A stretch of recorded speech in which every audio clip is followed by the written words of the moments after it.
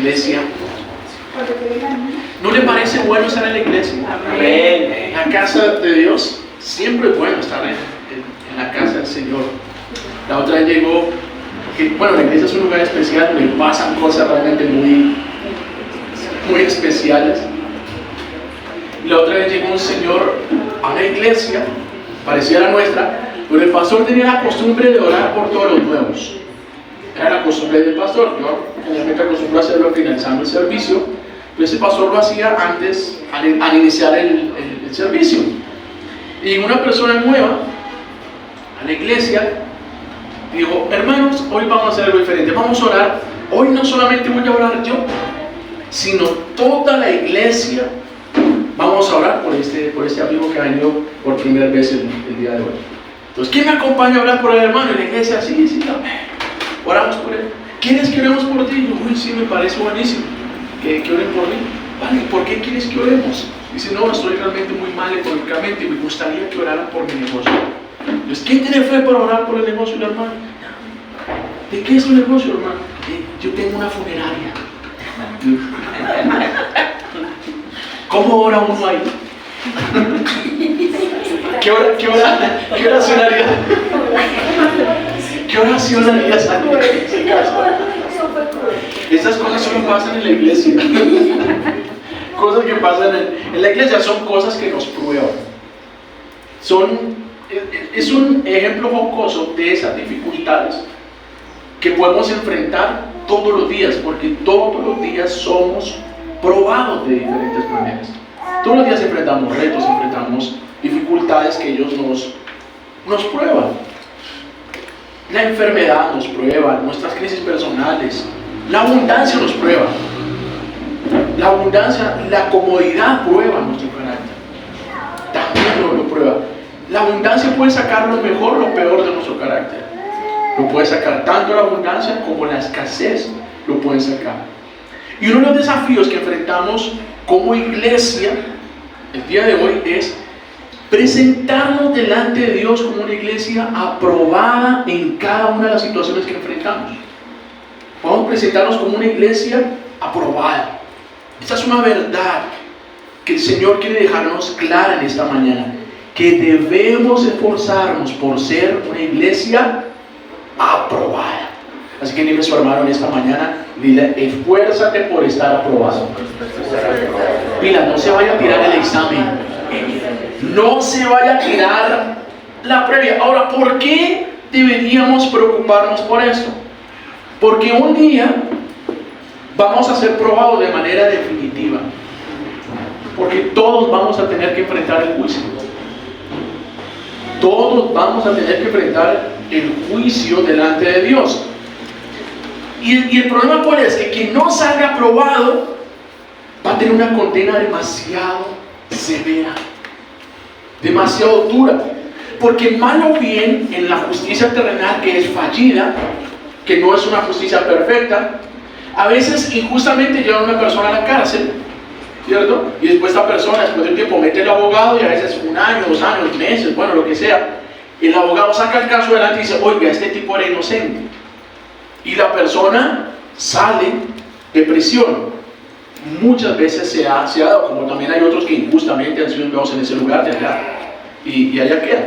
Pero mal o bien, las condenas terrenales pueden ser reversibles, pero la condena eterna es irreversible. Aquel que muere en condenación ya no tiene oportunidad, ya no tiene ninguna oportunidad. Por eso es que nosotros necesitamos presentarnos delante del Señor y estar listos para presentarnos como una iglesia aprobada. ¿Por qué? Porque ese día del juicio, como sabemos, cada vez está más cercano. Cada vez está más cercano. Las palabras de nuestro Señor Jesucristo para su pueblo fue, para sus discípulos: cuando ustedes ven las nubes elevarse allá en el occidente, nubes negras, ¿ustedes qué dicen? Va a llover. Y cuando sopla el viento del sur, ¿ustedes qué dicen? Va a hacer calor. Y sucede. Yo no sé si ustedes vieron en estos días, digamos, la luna llena en la noche, cómo se ha puesto, el color que se ha puesto, se ve roja, como naranjado. Uno dice: wow, el verano está está haciendo verano, se pone casi que roja, se pone naranjosa, fuerte. Dice, uy, el verano. Entonces el Señor nos dice, ¿cómo es que ustedes logran interpretar las señales del clima, pero no consiguen interpretar las señales del cielo? Todas estas situaciones que estamos viendo, ese clima tan loco que estamos viendo, ese clima extremo, porque cuando hace sol, entonces ya es demasiado calor y nos incendiamos. Y empieza a llover y ya nos inundamos, ¿cierto? Y ya se desbordan los ríos, ya es un clima casi que extremo, incontrolable. Cuando nosotros vemos las dificultades económicas que hay en el mundo, las guerras y rumores de guerras, porque el mundo está ardiendo en guerra en este momento. Israel, el Medio Oriente, en este momento ya se metieron los gringos, los ingleses están bombardeando Yemen, el tema entre Rusia y Ucrania todavía está caliente y el peligro latente es que pueda escalar a otras naciones, porque ya la OTAN también está lista para decir vamos a intervenir. Entonces, ¿qué es todo esto? ¿Son nubes negras en el horizonte? ¿O es esa luna roja que nos dice va a ser verano? ¿O son esas nubes negras que nos dicen va a llover? Entonces necesitamos nosotros estar atentos a esas señales y poder presentarnos como una iglesia aprobada, porque estas son señales de juicio, de ese juicio que nos habla el libro de Apocalipsis. Pero cuando uno mira el libro de Apocalipsis, habla de esas señales de juicio a través de diferentes figuras. Utiliza unas copas, Juan, para ilustrar esto, utiliza unos caballos, son otra de las figuras que usa, sellos, trompetas. Pero antes de utilizar todas esas figuras para hablar del juicio, lo primero que nos muestra es al Señor hablando con la iglesia, porque así arranca el Apocalipsis. Habla con el Señor dirigiéndote a la iglesia y diciendo, yo conozco tus obras. Es decir, que antes del juicio el Señor habla con la iglesia y prepara la iglesia. Y como también nos lo deja saber el apóstol Pedro, el juicio debe empezar y empieza por la casa de Dios. Los primeros desde el juicio va a ser la iglesia. El juicio debe comenzar por la casa de Dios.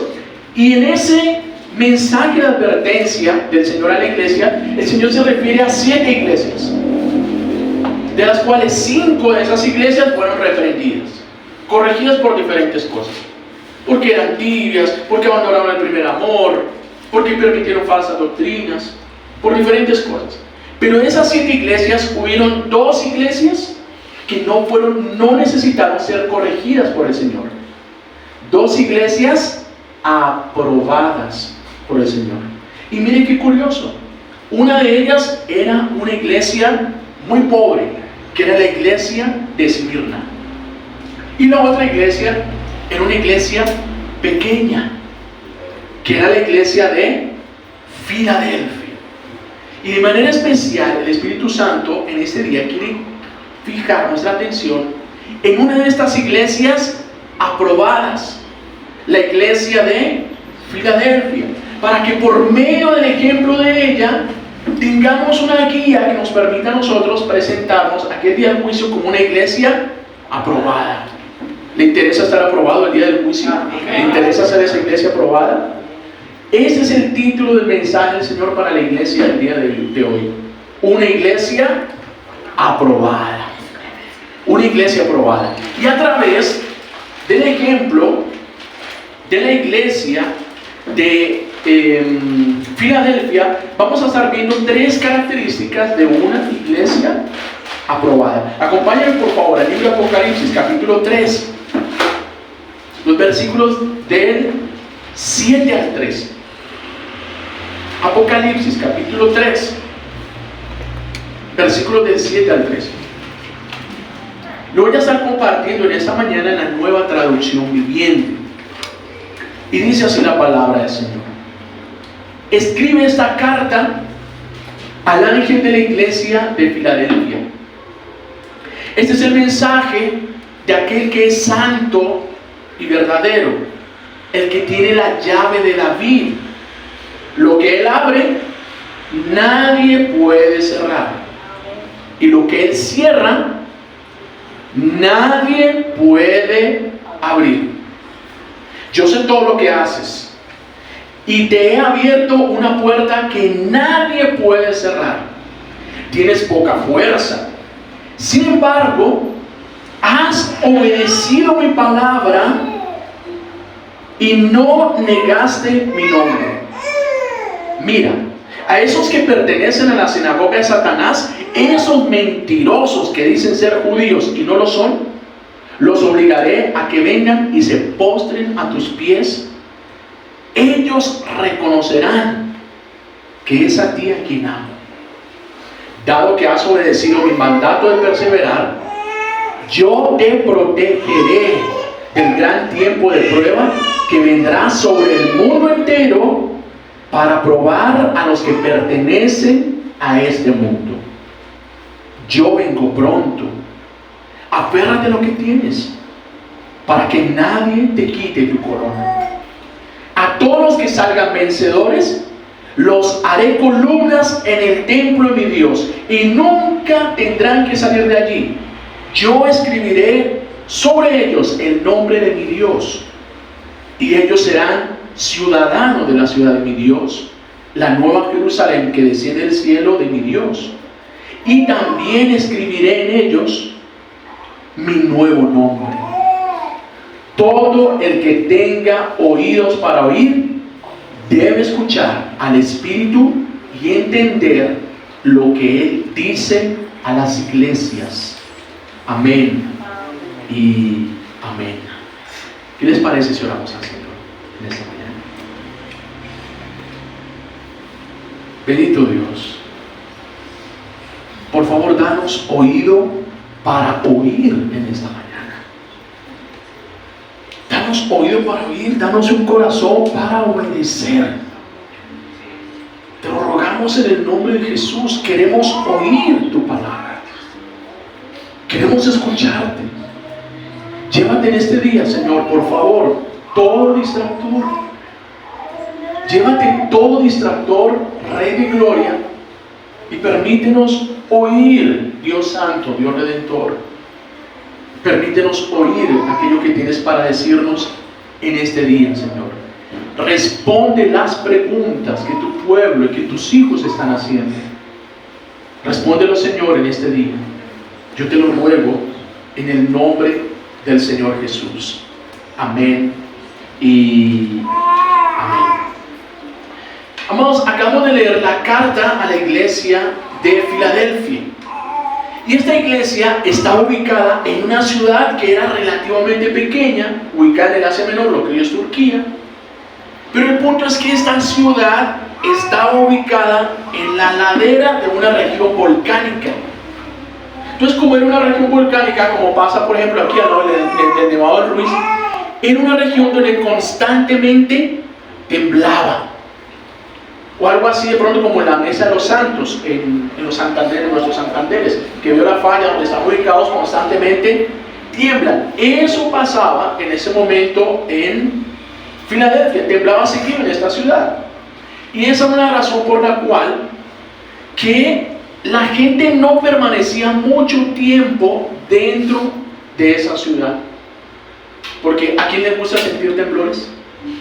¿Sí? ¿Qué pasa con mucha gente? Dice, una de las cosas que hemos visto, por ejemplo, que hay gente que se tira de partes altas, por ejemplo, en los temblores, es temerosa. ¿Sí? Entonces, esta es una de las razones por las cuales había mucha rotación dentro de la ciudad. De hecho, dicen los historiadores, que muchas veces cuando llegaban los comerciantes eran como itinerantes, y ellos armaban sus carpas afuera de la ciudad, venían y vendían y dormían fuera de la ciudad, pero no les gustaba permanecer de ciento ahí. Entonces había mucha rotación de población dentro de la ciudad, pero allí en ese lugar al Señor le plació plantar una iglesia que debido a esta y a otras circunstancias, por lo visto era una iglesia pequeña. Esa es la descripción que nos da Juan en el versículo 8. Dice, yo sé todo lo que haces. y te he abierto una puerta que nadie puede cerrar. Tienes poca fuerza. Sin embargo, has obedecido mi palabra y no negaste mi nombre. Y aquí encontramos la primera característica de una iglesia aprobada. Y es que una iglesia aprobada actúa con fidelidad a pesar de la debilidad. ¿Qué hace una iglesia aprobada? Actúa con fidelidad a pesar de la debilidad. Esto es lo que nos está mostrando la iglesia de Filadelfia. Reitero, posiblemente no era una iglesia numérica, posiblemente tenía varias limitaciones, sin embargo era una iglesia fiel. Y dice el texto que tenía poca fuerza, y en el original es poco dinamis, poco poder. Esta es la misma palabra que utiliza Lucas cuando dice recibiréis poder cuando haya venido sobre vosotros el Espíritu Santo. Dice recibiréis dinamis. ¿Eso qué quiere decir? Que posiblemente esta iglesia en Filadelfia no era una iglesia donde abundaban los dones espirituales, como abundaba de pronto en la iglesia de Corinto. ¿Sí? Es posible, no era una iglesia donde había esos cultos espectaculares donde el pastor se quitaba la chaqueta y empezaba a ministrar la unción y todo el mundo caía por el piso siendo sanado, recibiendo la unción, diferentes cosas. No pasaba eso en Filadelfia. Reitero, muy posiblemente lo que había era un grupo pequeño de hermanos que se reunían en torno a la palabra y estaban dispuestos a obedecerla. Pero este pequeño grupo de hermanos no negaron el nombre de Jesús, a pesar de las presiones y los peligros que significaba ser creyente en ese lugar. Entonces, ¿qué enfrentaban los discípulos de Filadelfia? Dos cosas. Número uno, los temblores. Y número dos, la persecución. Recordemos que cuando Apocalipsis se escribe a una iglesia que está siendo perseguida. De hecho, Juan, cuando lo escribe, está en Patmos, está en la cárcel por causa de la persecución, por causa de la predicación del Evangelio. Sin embargo, esos hermanos que los perseguían y la tierra les temblaba, habían decidido permanecer firmes en ese lugar y no negar el nombre del Señor. Entonces mira qué tremendo ejemplo. Es un ejemplo que nos invita a trabajar en nuestras debilidades, a reconocer que tal vez no somos los más talentosos, que no tenemos el carisma, los dones espectaculares que otros tienen, que posiblemente somos una iglesia con limitaciones, pero eso no nos puede impedir ser fieles. Ser una iglesia con limitaciones no nos puede impedir ser fieles, porque es trabajando con fidelidad en nuestras debilidades que nosotros vamos a ver los resultados que queremos. Y si nos miramos a nosotros mismos como hacíamos este ejercicio en la cena, todos nosotros reconocemos que tenemos diferentes áreas de debilidad en nuestra vida. Pueden ser vicios, puede ser indisciplina, desorden, mal carácter, son áreas de debilidad en nuestra vida. La pregunta es, más allá de la insatisfacción que esas debilidades y los problemas que esas debilidades nos generan, la pregunta es, ¿qué estamos haciendo para corregirlas? ¿Cómo estamos trabajando nuestras debilidades? ¿Lo estamos haciendo? Porque está muy bien tener claro que somos débiles en ciertas áreas, pero ¿estamos trabajando en ellas? A eso es a lo que nos invita Filadelfia. Amados, necesitamos trabajar con fidelidad en nuestras debilidades y a pesar de nuestras debilidades. Necesitamos trabajar con fidelidad. Es por eso, amados, que necesitamos estudiar, que necesitamos prepararnos, que necesitamos buscar ayuda, que necesitamos formarnos. ¿Para qué? Para seguir intentando y seguir buscando hacer lo mejor con aquello que tenemos, porque de eso se trata la excelencia, de hacer lo mejor con aquello que tenemos disponible. La excelencia no se trata de multitud de recursos, la excelencia se trata de hacer lo mejor con aquello que tenemos. Y eso es lo que hacen aquellos que están aprobados por el Señor. Porque si hay algo que nos está dejando ver este texto, es que la aprobación no se logra con talento. La aprobación se logra con fidelidad. La aprobación se logra con perseverancia. La aprobación no es cuestión de talento, no es cuestión de habilidad, es cuestión de fidelidad y es cuestión de perseverancia. Por eso dice el versículo 10, dice, dado que has obedecido mi mandato de perseverar. La Reina Valera dice, has guardado la palabra de mi perseverancia. Pues, ¿qué hicieron los hermanos de Filadelfia? Ser fieles en perseverar y permanecer en un lugar donde muchos otros habían optado por irse. Muchos se habían ido de ese lugar. ¿Por qué? Porque temblaba mucho, porque el ambiente era difícil. ¿Por qué se habían ido? Porque tal vez dijeron, es que ahí no hay mover del Espíritu. Entonces, no vale la pena estar ahí. Muchos se fueron. Sin embargo, como Juan nos lo muestra y como el Señor lo estaba viendo y valoraba esto, había un grupo que había permanecido. ¿Y cómo lo lograron? Gracias a que aplicaron la segunda característica de una iglesia aprobada. Y es que una iglesia aprobada aprende a valorar lo importante. En segundo lugar, una iglesia aprobada aprende a valorar lo importante. La iglesia de Filadelfia aprendió que la aprobación es más importante que el respaldo.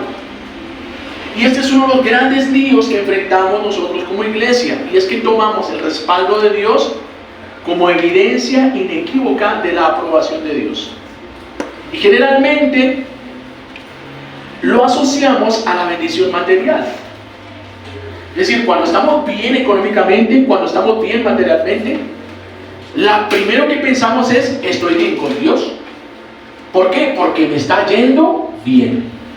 Hay platica, tengo todo cubierto, me está yendo bien, es porque estoy bien con Dios. Dios está contento conmigo. Y eso oculta muchos de los líos de nuestro carácter, ¿sí? Pero no siempre es así. En ocasiones nosotros vemos situaciones como la iglesia en la Odisea, que es una de las siguientes iglesias a la que el Señor le escribe. Mira cuál era el concepto del Señor respecto a la iglesia de la Odisea. Una iglesia rica económicamente. Versículo 17 de este mismo capítulo, del capítulo 3. Miren qué opinaba el Señor de la Odisea. Dice, tú dices, yo soy rico, tengo todo lo que quiero, vivo sabroso, no necesito nada, y no te das cuenta de que eres un infeliz, un miserable, eres pobre, ciego y estás desnudo. ¡Wow! ¿Qué dice esta iglesia? No, yo tengo todo. Si me enfermo pago mi prepagable, ¿cierto? Viene la ambulancia, viene el médico hasta acá, bueno, tengo todo lo que necesito, estoy bien con Dios. Pero ¿cuál es la opinión del Señor? Tú no te has dado cuenta, eres un infeliz, y palabras duras, ¿no? Infeliz, miserable, pobre, ciego, y estás desnudo. Entonces uno mira, esa iglesia, ¿había respaldo económico? Sí, bastante respaldo económico. ¿Había aprobación del Señor? No. ¿Había respaldo? Sí, pero ¿había aprobación? No. Es la misma advertencia que generalmente, es que esa palabra a mí me encamina duro. Mateo 7. Muchos miran en aquel día, Señor, Señor, en tu nombre echamos fuera demonios, predicamos, sanidades, profetizamos. Nunca los conocí, y el Señor que le dirá, nunca los conocí hacedores de maldad. ¿Hubo respaldo? Claro, respaldo hubo porque hubo milagros, señales, prodigios, pero no hubo aprobación. Y es que es cosa terrible que alguien se condene. La condenación de una persona es cosa terrible, pero es peor que alguien se condene sirviendo al Señor. Eso es lo peor. Y estos se condenaron sirviendo al Señor.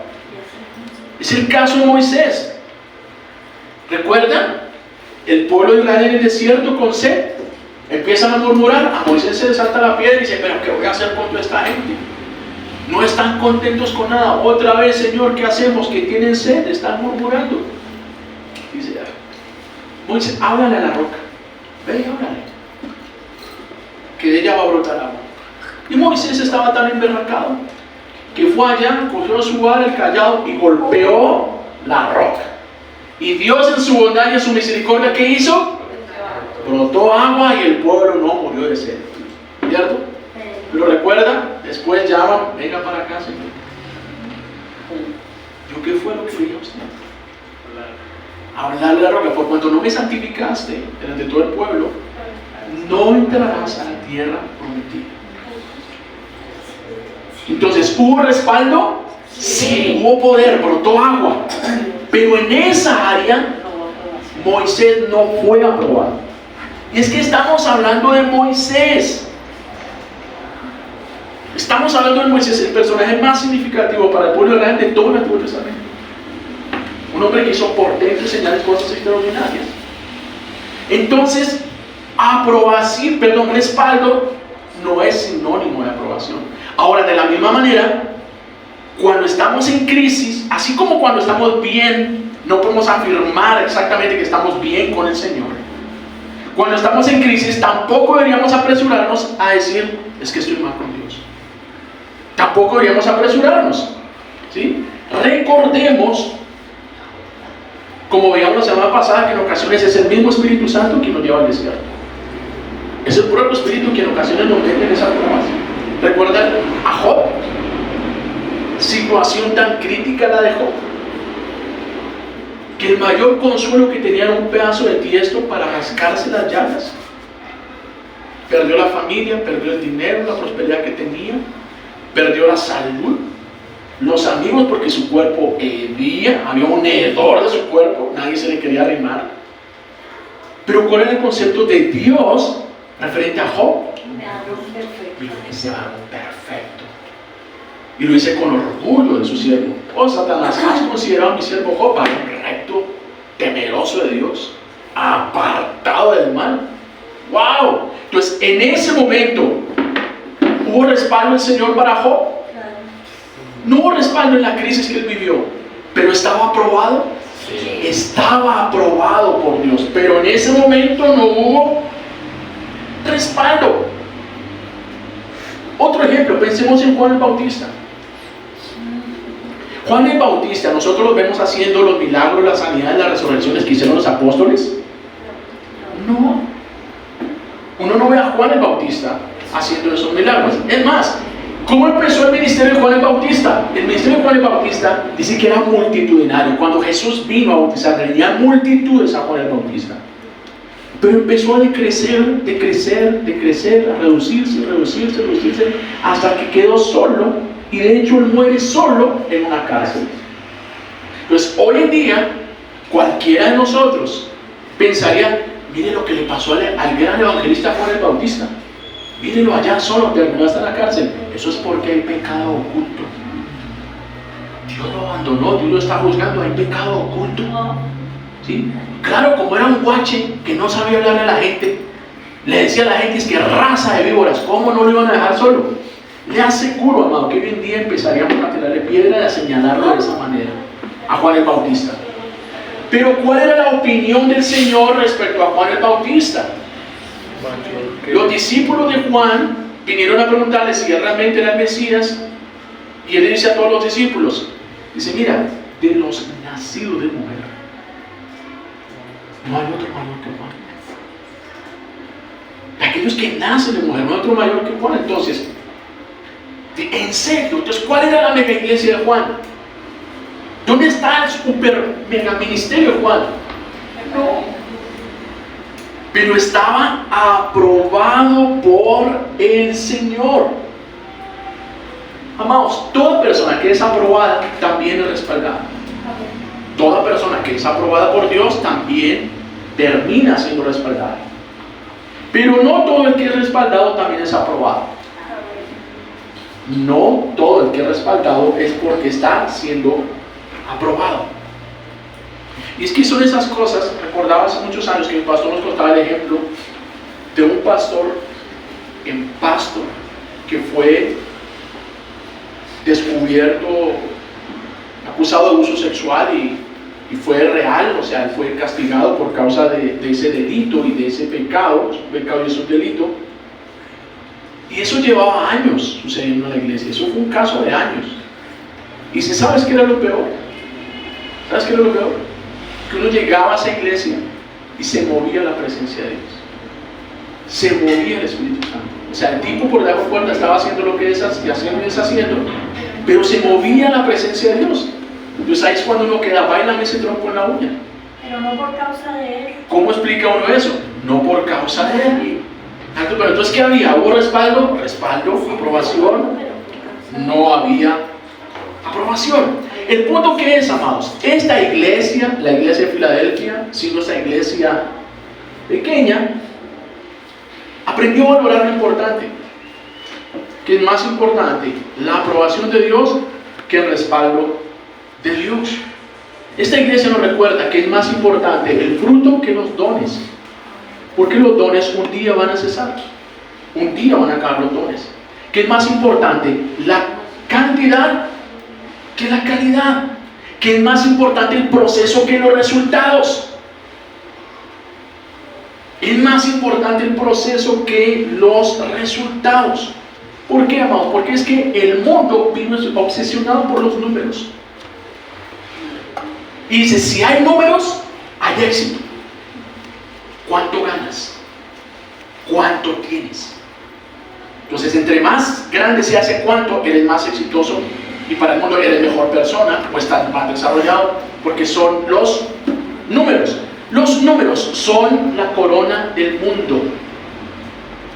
Los números son la corona del mundo, pero no son la corona del reino.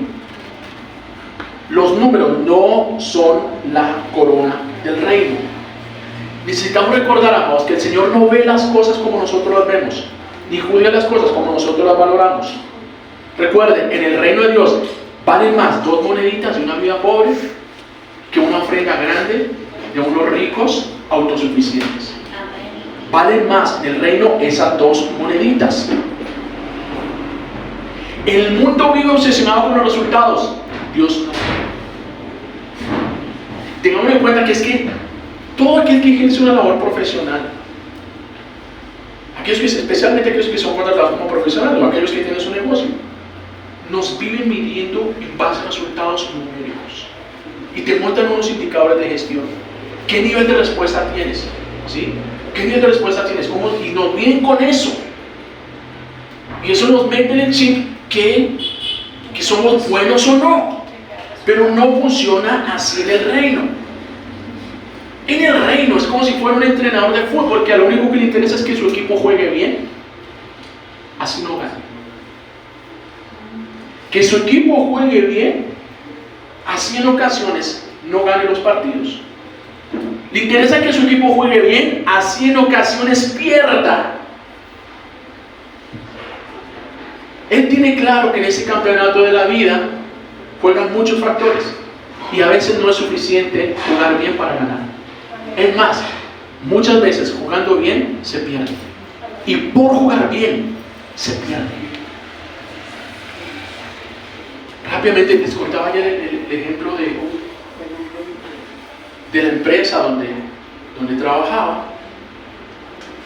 Es una empresa pequeña, 300 empleados, menos de 300 empleados, y sus resultados financieros son sostenibles, no son de un crecimiento exponencial, pero son resultados financieros sostenibles. Pero otra empresa, la competencia de las más grandes de Colombia y de las más grandes de acá, de hecho es la más grande de Bogotá, porque es una empresa que tiene más de 6.000 empleados. Mire, está más de 6.000 contra una de 300 empleados. Y muchos de los clientes, esta de 6.000 se los robaba a la empresa pequeña donde yo trabajaba. ¿Por qué? Porque la política de la empresa donde yo trabajaba es que si te venden un metro de tela, en un metro de tela te cobran el IVA. Si son dos metros te cobran el IVA, o sea, todo te cobran el IVA. En cambio, esta mega empresa grandota, famosa, un supernombre, en parte de su estrategia es que te venden 50-50. ¿Cómo es 50-50 o 60-40? 50% del pedido yo te cobro el IVA, pero en el 50% del pedido yo no te voy a cobrar el IVA. Exacto, evaden los impuestos, ¿sí? Te lo venden por debajo de cuerda, no te facturan el IVA. Entonces ponte a pensar, lo que pasa es que como esos pedidos no son pedidos de 10,000 pesos, de 20,000 pesos, fácilmente puede ser un pedido de 70 millones en tela, de 100 millones de pesos en tela, ¿sí? Entonces si al 50% te cobran el IVA, o sea, de 50 millones te vas a ahorrar el 20% casi, estamos hablando de 10 millones. Entonces, ¿qué hace el cliente? No, claro. Entonces, ¿ves? A veces por jugar bien, pierdes. Pierdes precisamente por jugar bien. Porque este es un mundo caído.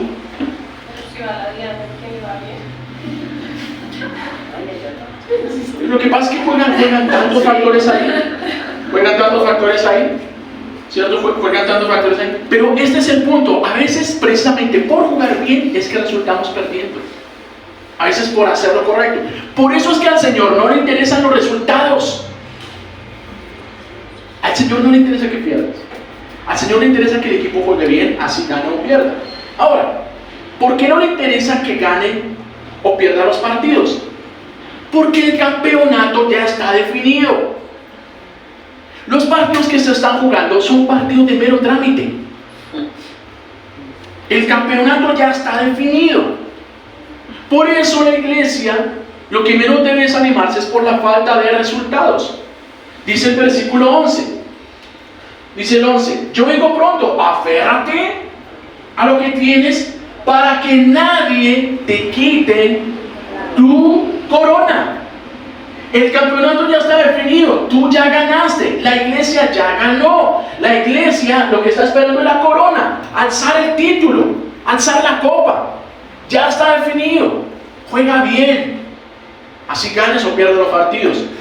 Lo importante es que juegues bien, porque la copa ya es tuya.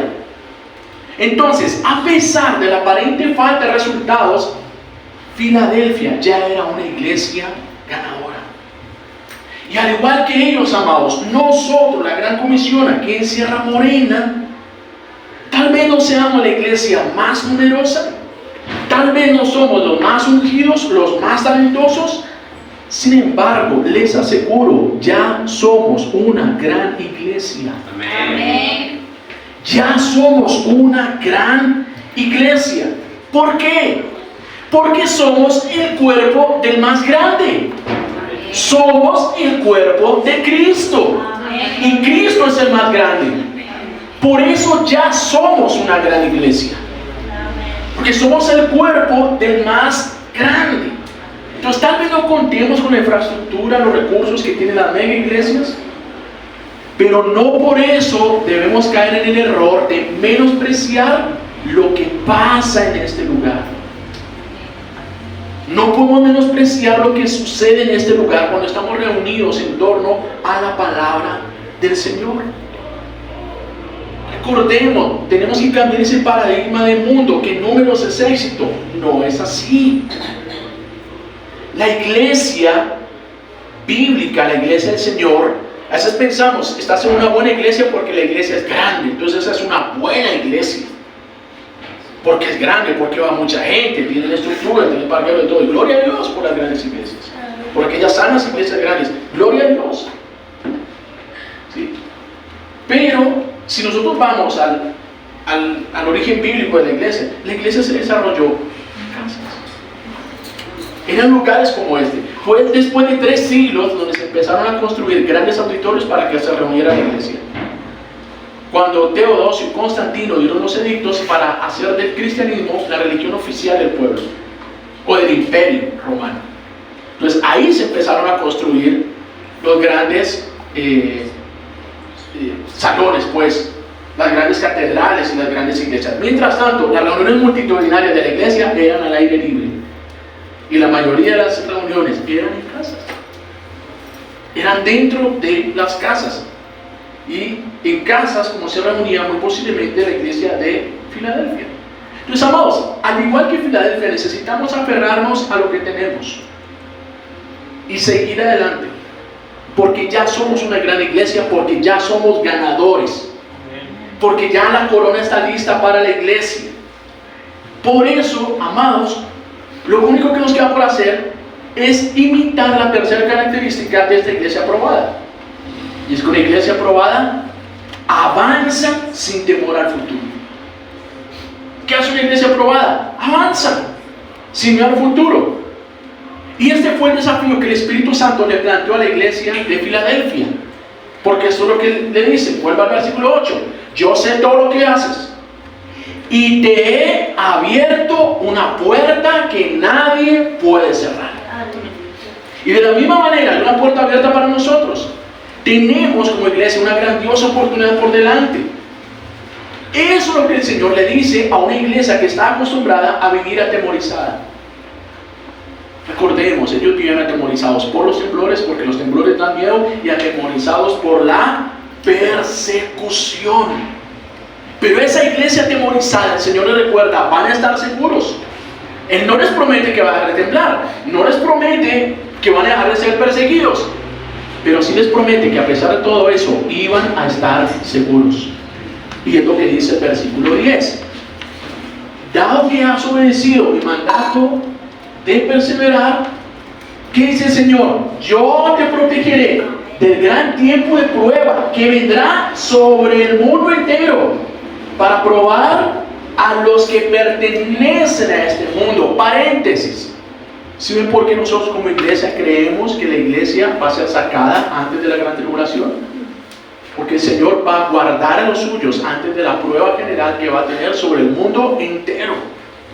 Versículo 12. A todos los que salgan vencedores, los haré columnas en el templo de mi Dios, y nunca tendrán que salir de allí. No van a tener que salir corriendo a sus lugares de reunión. Van a ser columnas. Eso es lo que está diciendo el Señor. Entonces, amados, al mirar al horizonte, reitero, y ver cómo se están dando las cosas en el mundo entero, la violencia, la pérdida acelerada de valores, la inseguridad desbordada, ver cómo la vida cada vez vale menos, cómo los crímenes cada vez se cometen con mayor violencia, con mayor sevicia. Es difícil en ocasiones no sentirnos inseguros. Y en esa sensación de seguridad, todos tomamos medidas. Procuramos salir acompañados, no pasamos por ciertos lugares, no salimos a ciertas horas. Y es necesario seguir haciendo eso. Pero no podemos dejar llenar nuestro corazón de temor y sentirnos inseguros. Porque lo que el Señor recuerda es que a pesar de ese ambiente hostil y peligroso, a pesar de la violencia, la iglesia va a estar segura. Porque nos deja ver el Señor en este texto a un Dios que protege a esa iglesia, y a un Dios que honra la fidelidad de sus hijos, y a un Dios que reivindica al perseguido y al menospreciado. Porque dice el versículo 9, dice: mira, a esos que pertenecen a la sinagoga de Satanás, esos mentirosos que se dicen ser judíos y no lo son, los obligaré a que vengan y se postren a tus pies. Ellos reconocerán que es a ti a quien aman. Esos que te persiguen, esos que menosprecian, esos que critican. ¿Usted qué hace yendo por allá? ¿Usted todavía va a esa iglesia? Eso es una casa. ¿Es una iglesia de eso? Esos que te menosprecian, que nos menosprecian, ¿qué va a hacer el Señor? Un día van a reconocer. Y no es que reconozcan nuestros talentos, nuestras habilidades. No, que van a reconocer que Dios nos ama. Oiga, a pesar de todo, yo veo que usted le va bien, que usted vive contento, que usted vive diferente. Van a reconocer que Dios nos ama. Y ojo que a esta iglesia, a la de Filadelfia, esa es la única iglesia que Dios se lo dice explícitamente. Ellos van a reconocer que a ti, mi pequeña, a ti yo te amo. Que a ti yo te amo. Que a ti yo te amo. Mire, cuando los seres humanos buscamos y constantemente estamos buscando la aprobación de nuestros padres, especialmente de pequeños, y pensamos que la aprobación se logra haciendo las cosas bien, que estamos portarnos bien para ser aprobados por nuestros padres. Y en el fondo, lo único que estamos buscando, muy en el fondo, es que nuestros padres nos hagan saber que nos aman.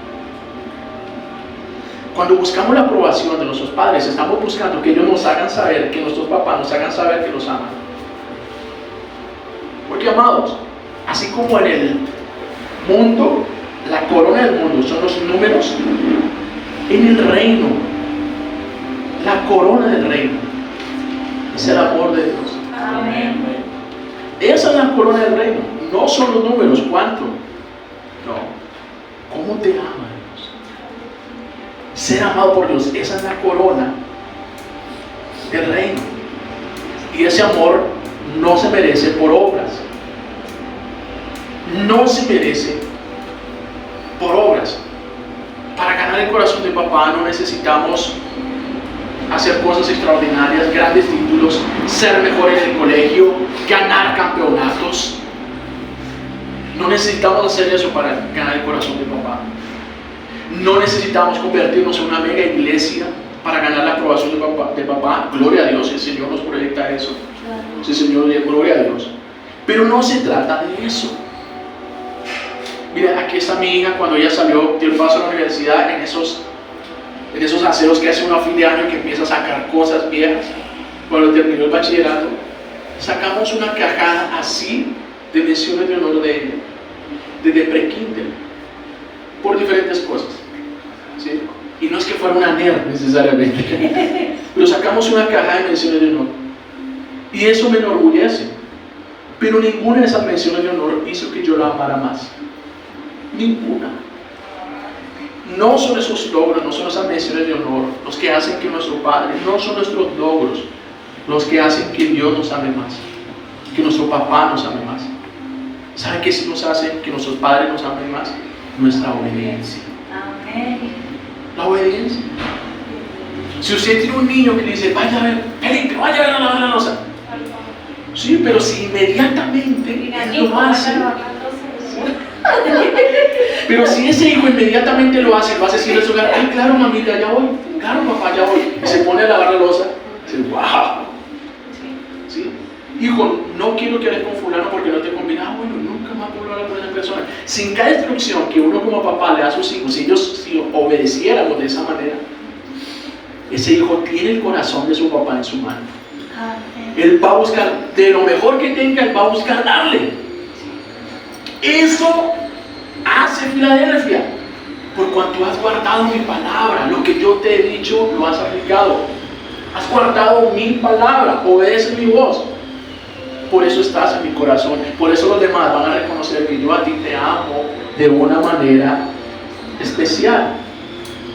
Por eso debemos sentirnos seguros, porque todo el que ama instintivamente protege. Aquel que ama instintivamente protege. ¿No fue eso lo que hizo Cristo con nosotros? Amén. Que por su amor nos protegió. Íbamos a ser castigados de una manera terrible y se puso encima de nosotros y recibió el castigo de él. ¿Por qué lo hizo? Por amor. Por eso, amado, necesitamos avanzar y sentirnos seguros en cuanto al futuro.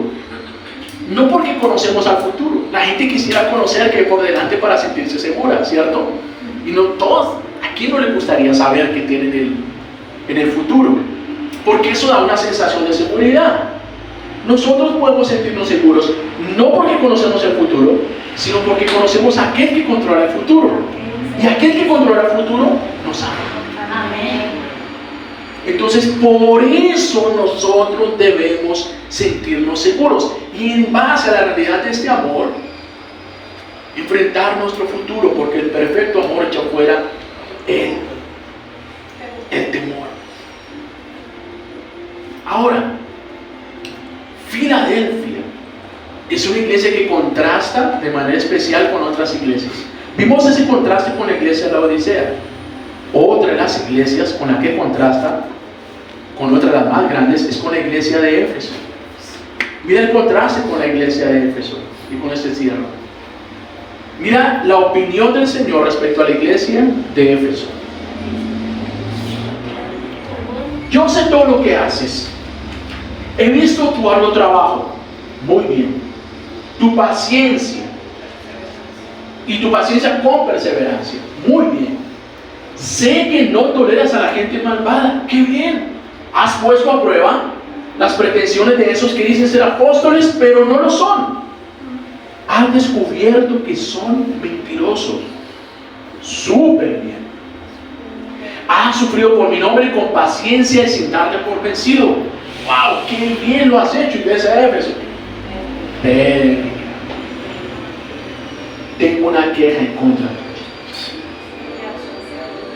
No me amas a mí, ni usted se ama como al principio. Olvidaste el primero. Pero mira cómo los editores de la Nueva Traducción nos amplían el significado y dicen: no me amas a mí, ni se aman ustedes como al principio. Entonces, ven el contraste. Éfeso era una iglesia grande, esforzada, era una iglesia plantadora de iglesias. De hecho, se dice que la mayoría de estas iglesias a las que escribe Juan fueron plantadas por miembros de la iglesia de Éfeso. Grande, pero no amaban al Señor como deberían estar haciendo, y ya no se amaban entre ellos como al principio. ¿Sabes qué significa Filadelfia? El nombre Filadelfia: amor fraternal. ¿Qué es Filadelfia? Es la iglesia del amor fraternal. Una iglesia pequeña, pero de gente que amaba fraternalmente. Ese es uno de los riesgos de las grandes iglesias. Una de las desventajas de las grandes iglesias, que se pierde esa coinonía, que es muy fácil ser uno entre una multitud. Aquí, cuando alguien deja de venir, lo tenemos muy claro: fulano no vino, porque nos conocemos perfectamente. Eso es Filadelfia. Eso significa Filadelfia, la iglesia del amor fraternal. Entonces, ¿qué era Filadelfia? Un pequeño puñado de hermanos que se amaban entre ellos y amaban al Señor y amaban la palabra. Y este es el desafío que el Espíritu Santo nos plantea hoy: avanzar como avanzó la iglesia de Filadelfia y aprovechar la puerta que el Señor nos ha abierto y que nadie puede cerrar.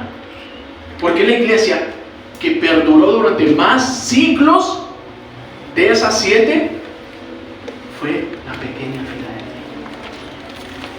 Y mal o bien, por la gracia y la bondad del Señor, este lugar ya ha abierto más de 3 décadas de perseverancia, a veces con más, a veces con menos, pero más de 3 décadas ya ha abierto este lugar. Y el Espíritu Santo nos recuerda hoy: aférrense a lo que tienen, aférrense a lo que tienen, avancen como Filadelfia. ¿Y qué tenemos? Tenemos al Señor, tenemos su palabra, tenemos su Espíritu, y nos tenemos unos a otros. Amén. Nos tenemos unos a otros. Y hay una sociedad sedienta, hambrienta. ¿Saben que hay escasez de psiquiatras? No están dando abasto los psiquiatras. No es fácil conseguir cita con psiquiatra. Hay escasez de psiquiatras. La ciencia no está dando respuestas a la necesidad del mundo hoy. Los médicos, los brujos no están dando respuesta. Solo una iglesia que ama genuinamente puede dar respuesta eficaz a un mundo decadente. Una iglesia que ama genuinamente. Y ese amor de Cristo es evidenciado a través de una sonrisa, a través de la buena actitud, el abrazo que nos damos en este lugar, el gozo de reunirnos. ¿Cómo más demostramos ese amor? Una llamada a aquel que hace tiempo que no vemos en este lugar. Oye, ¿estás bien? ¿Cómo estás? Hace tiempo no te vemos en la iglesia. ¿Cómo estás? Eso no es responsabilidad exclusiva del pastor.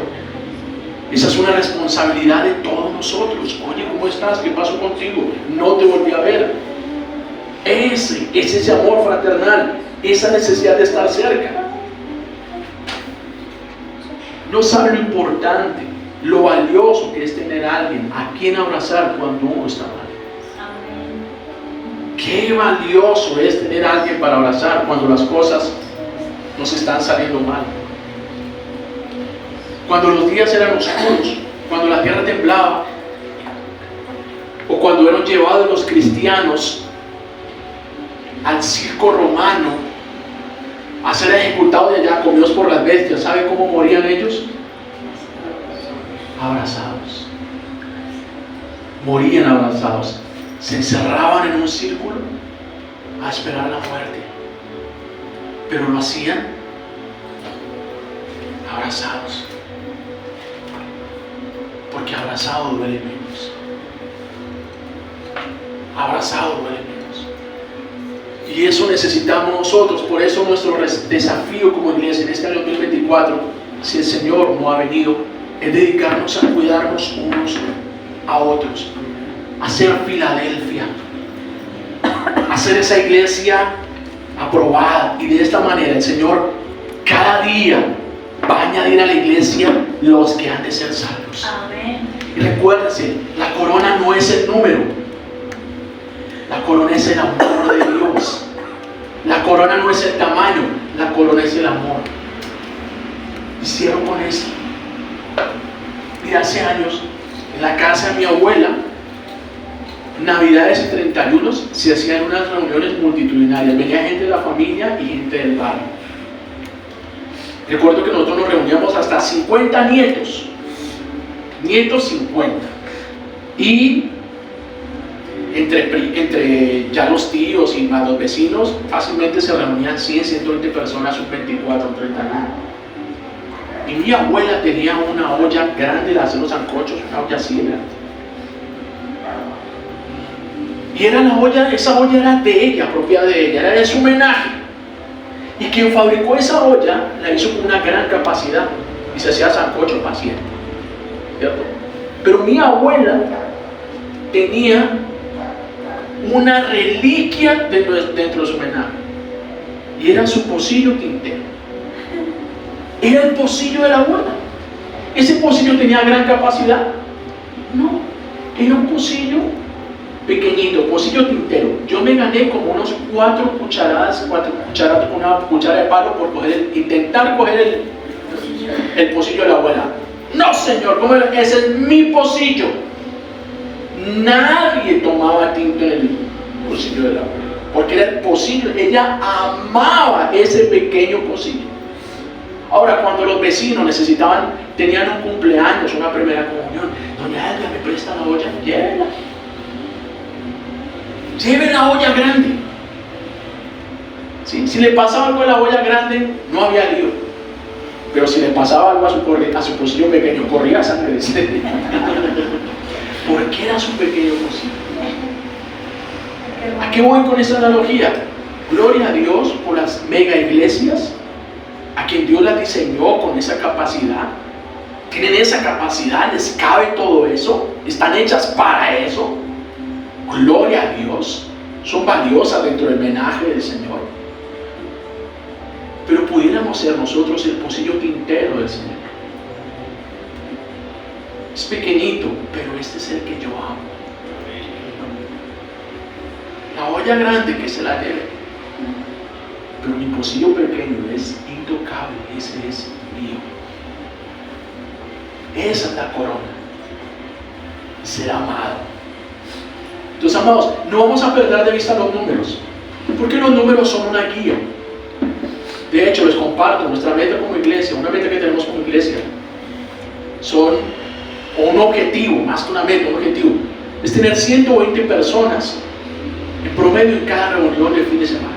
Entre nuestro culto de sábado y domingo, tener 120 personas. ¿Quiénes lo vamos a lograr? Todos nosotros. La iglesia lo va a lograr. Tener 120 personas acá en promedio. Actualmente estamos sobre unas 40, entre unas 55, el año pasado 56 personas promedio.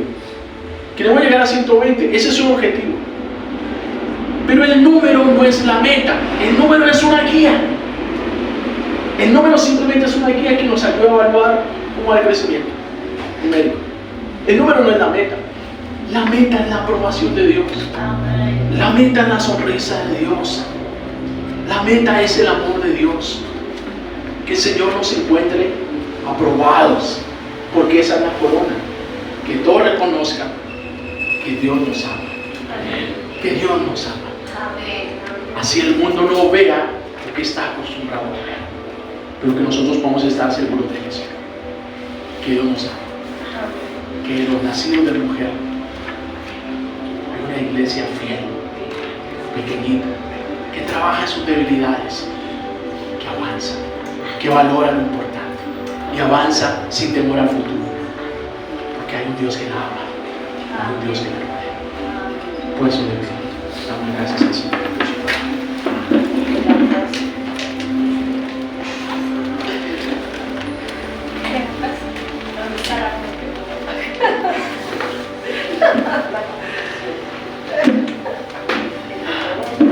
Cuando la presencia de gracias. Gracias.